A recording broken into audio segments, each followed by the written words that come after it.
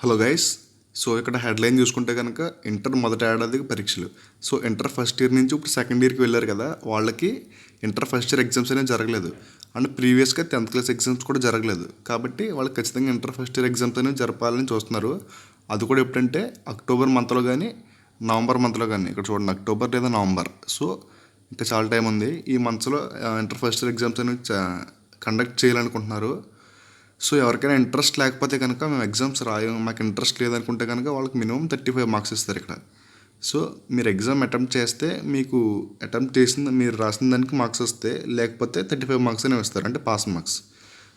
Okay.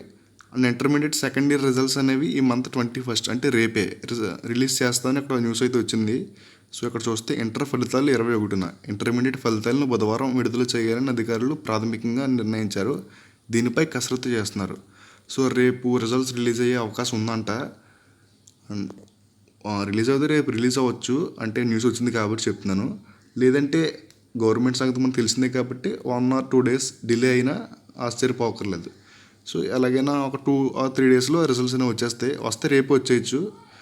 And చాలామంది ఏపీలో 10th results కోసం ఎక్కువగా వెయిట్ చేస్తున్నారు. నేను ఆల్రెడీ ఎన్నో ప్రీవియస్ వీడియోస్ చెప్పాను 10th రిజల్ట్స్ కూడా ఈ మంత్ ఎండింగ్కి వస్తాయని.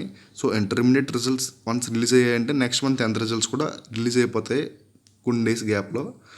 సో ఈ లోపల మీరు చేయాల్సిన పని ఏంటంటే, మీకు ఇన్ కేస్ ఇంటర్నల్ మార్క్స్ తెలిస్తే కనుక మీరు మీ మార్క్స్ క్యాలిక్యులేట్ చేసుకోండి.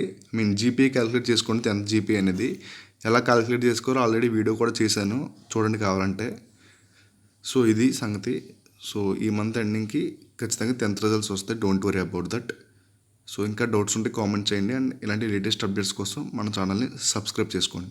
అండ్ ఎప్పటికప్పుడు మీకు అప్డేట్స్ అనేవి అందిస్తూనే ఉన్నాయి. సో సబ్స్క్రైబ్ చేసుకోండి. Thank you.